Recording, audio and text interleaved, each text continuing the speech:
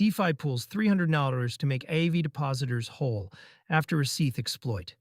Messari reported on May 1, 2026 that more than $300 million in voluntary contributions across the DeFi ecosystem had been used to make Aave Depositors whole after the rsETH exploit.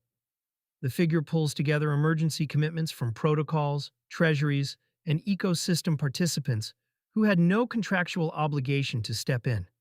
The number itself is the headline. Recovery efforts in DeFi rarely reach this scale without a centralized issuer behind them, and almost never on a purely voluntary basis. ETH traded at $23,751 as of May 1, 2026, up 2.2% on the day, putting the recovery total in the range of roughly 130,000 ETH at current prices. Why this round of contributions matters. The rsETH exploit hit liquid restaking collateral routed through Aave money markets, exposing depositors who had nothing to do with the underlying restaking design. In that situation, lenders typically have two options: eat the loss as a haircut on their balances, or wait for slow on-chain recovery through bad debt sales and protocol revenue allocation. What happened instead is closer to a coordinated industry response. Contributions came from across the ecosystem rather than from a single foundation or insurance pool, which is the part Messari is flagging. The implication is that DeFi participants treated the integrity of a major lending venue as a shared concern, not a single protocol's problem. That framing matters for anyone deciding whether to keep collateral on a top-tier money market versus moving funds to smaller venues. The reputational cost of letting Aave depositors absorb losses was apparently judged high enough across the ecosystem to justify pooling capital at this scale.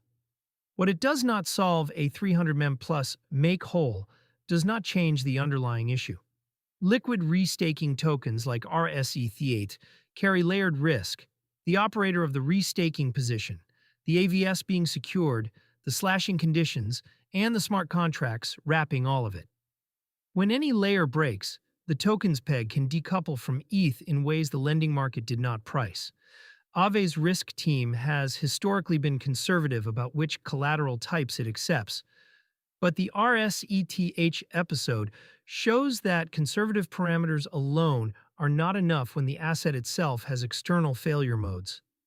Restaking collateral that sits inside a major borrowing market exposes depositors to the integrity of every layer above it. The voluntary backstop addresses the symptom for this incident. It does not change how restaking collateral is risk modeled, nor does it create a precedent that future incidents will be covered the same way. Treasury contributions are discretionary by definition. The signal for institutional allocators' recovery actions of this size send a particular signal to allocators evaluating DeFi as an asset class. Centralized failure events like FTX and Celsius left users with months or years of legal process. The rsETH response shows DeFi solving a comparable issue, at smaller scale, in days rather than years, and without a court-appointed administrator. That speed is the actual competitive advantage. Whether the same coordination would appear for a smaller protocol or a less central piece of infrastructure is a separate question. Aave's place in the lending stack made it the kind of venue ecosystem participants would defend,